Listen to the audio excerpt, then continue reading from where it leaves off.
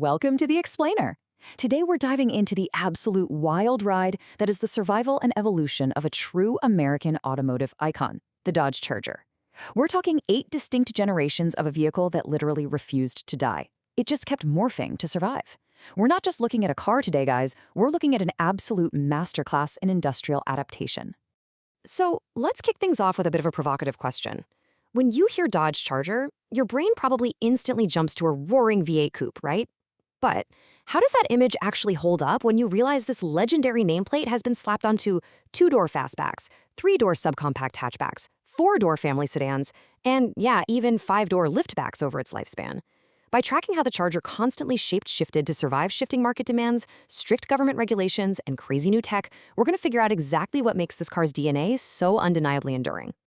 Here's our roadmap for today. We'll trace the Charger's evolution across 6 distinct eras, starting with the birth of a legend, through the golden age of muscle, its wild reinvention in the 70s and 80s, the 4-door revival, the unhinged Hellcat era, and finally, its electric future. Let's get into it. All right, Section 1, Birth of a Legend. The upscale fastback. To really get the Charger, we gotta rewind back to the mid-1960s. And here's the kicker. Dodge wasn't originally trying to build some raw, tire-smoking street roller. No, they were actually trying to carve out a spot in a booming new market focused on personal luxury and style.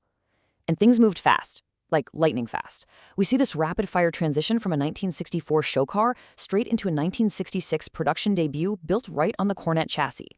But Dodge, they didn't just sit back and relax. By 1968, they had already completely redesigned the whole thing. It's actually kind of crazy to think that the first-generation Charger wasn't meant for teenagers wanting to do burnouts. It was targeted squarely at mature, upscale buyers looking for luxurious fastbacks. The vibe back then was that pony cars were just for kids. Dodge wanted the 1966 Charger, with its slick hidden headlights, 4-bucket seats, and that full-length center console, to take on competitors like the AMC Marlin, the Oldsmobile Toronado, and the Ford Thunderbird. But let's be real, putting a fastback roofline on a standard intermediate car made it look just a bit tall and, well, kind of awkward. Sales for 66 and 67 were pretty underwhelming. Dodge knew they had to pivot, and fast. And that crucial pivot leads us directly into Section 2, the golden age of muscle, hitting its peak between 1968 and 1970. Under the direction of Chrysler's VP of Design, Elwood P. Engel, the Charger finally found that legendary, menacing identity we all know and love. It completely morphed from an upscale cruiser into this luxury sports hybrid that totally captured the imagination of younger drivers. Get this, when Dodge redesigned the car for 1968, giving it that iconic, aggressive stance, they figured, hey, we'll probably sell around 35,000 of these. Well, explosive public demand absolutely shattered those expectations. They ended up cranking out a massive 96,100 units. It was, without a doubt, a total smash hit. By the time 1970 rolled around, the Charger was just fully dialed in. Dodge threw everything at it to make it as aggressive as possible. They introduced the shaker hood, swapped out the old vacuum headlight covers for crisp electric ones, and of course offered the absolute monster that was the 440 6-pack engine. Inside, they moved the ignition to the steering column, slapped in high-back bucket seats, and gave us the legendary pistol grip shifter. And the paint jobs? You could order these beasts in those wild, high-impact colors like Sublime, Go Mango, and Banana. It was pure, unapologetic attitude. But here's the real reason you saw them everywhere. For just $3,711, you could drive off the lot in a high-performance 1970 Charger RT. It was remarkably accessible pricing for absolute top-tier street-dominating power. It was the people's muscle car. Of course, the Charger's legacy goes way beyond the dealership lot.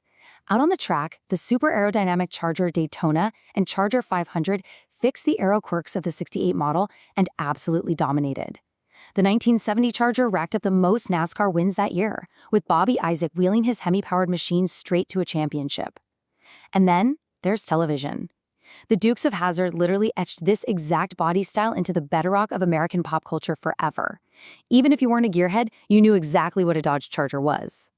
But golden ages don't last forever. Section 3, the era of reinvention, surviving the turbulent 70s and 80s. The 1970s oil crisis and a wave of strict new government regulations forced a massive shift in the Charger's DNA. It had to fundamentally change just to stay alive. First, it briefly became this plush, personal luxury clone of the Chrysler Cordoba, but then it took a truly wild turn. Just look at the extreme ends of this spectrum. In the 1980s, the Charger was a front-wheel drive, four-cylinder subcompact hatchback. Fast forward to the 2006 revival, and it's a massive rear-wheel drive, four-door sedan. The engineering philosophy had to do a complete 180-degree flip just to keep the nameplate breathing. Now hold on, let's not completely write off those 80s hatchbacks.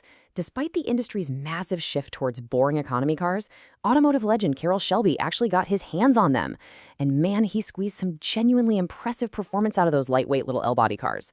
By 1987, the final run of 1,000 Shelby-built Charger GLHS models featured an intercooler, a two-piece intake manifold, and a Shelby-tuned engine control module. That bumped the power up to an incredibly respectable 175 horsepower. They were tiny, sure, but they were absolutely mighty on the street. And that massive 20-year gap brings us to Section 4, the four-door revival and the triumphant return of the LX platform. So in 2006, Dodge absolutely stunned purists by bringing the Charger back, but this time as a hefty four-door sedan. A lot of folks were skeptical, but Dodge had a brilliant engineering trick up their sleeve to make a massive V8 viable in a modern fuel-conscious world. It's called the Multiple Displacement System, or MDS. This was the exact compromise needed to resurrect the legendary 5.7-liter HEMI V8. By seamlessly deactivating 4 of the 8 cylinders when you're just cruising on the highway, the new Charger gave you raw V8 power the second you mashed the pedal, while still miraculously surviving modern fuel economy regulations. It was kind of genius. Which perfectly sets the stage for Section 5, Hellcats and police pursuits, dominating the 2010s. Going into the 2010s, Dodge basically just threw off the shackles of moderation completely. Trims like the Super B and the Scat Pack hit the streets featuring built-in SRT launch controls and live telemetry tools straight from the factory. I mean, Dodge was literally handing grassroots drag racers these perfectly calibrated track tools, like live G-force readings, 0 to 60 timers, quarter-mile timers, stuff that used to cost thousands of dollars in aftermarket racing setups. They made track days accessible right off the showroom floor. At the exact same time, the Charger was busy taking over the entire American police fleet. Law enforcement needed durable, versatile machines, and the Charger adapted to that role flawlessly. Up until 2020, Dodge offered highly specific drivetrain combos to departments, like a V6 paired with all-wheel drive for, slick winter weather traction, alongside a rear-wheel drive V8 built specifically for high-speed highway pursuits. In 2021, they actually reversed those pairings to fit changing fleet demands, proving once again that the Charger's biggest superpower is its engineering adaptability. But hey, if we want to talk about absolute peak engineering madness, just look at the number 807. That is the jaw-dropping horsepower output of the 2022 Hellcat Red-Eye Wide-Body Jailbreak Edition. Between the massive superchargers, the ram air intakes, and a wide-body stance just to fit the tires needed to grip the road, Dodge pushed a four-door family sedan well past the territory of literal Italian supercars. It's just an absolute marvel of modern engineering. And this whole jailbreak concept wasn't just about raw horsepower. It was about unprecedented personalization. It basically let buyers completely bypass standard factory limitations. You could spec out your 807 horsepower muscle car down to the most granular details. We're talking the exact color of the brake calipers, the exterior badges, even the stitching on the floor mats. It was essentially a massive love letter from Dodge to the hardcore muscle car community. Finally, we arrive at Section 6, an electric future, and the massive 2024 transition.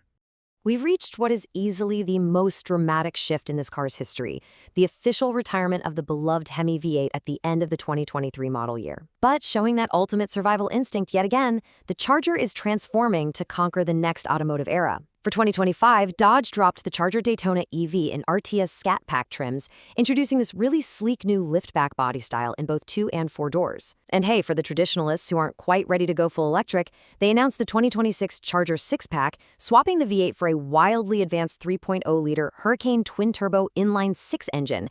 It's a whole new world. As the Charger unplugs from its roaring V8 past and plugs into this electric and twin-turbo future, it leaves us with a pretty provocative question. Does the true soul of a muscle car live in a specific piece of hardware, like an iron block V8? Or does it live in the attitude, the bold design, and its relentless ability to reinvent itself decade after decade, keeping that iconic nameplate thrilling for new generations? It is definitely something to chew on as we watch the next chapter of this incredible automotive story unfold. Thanks for joining me on this explainer, and as always, keep learning.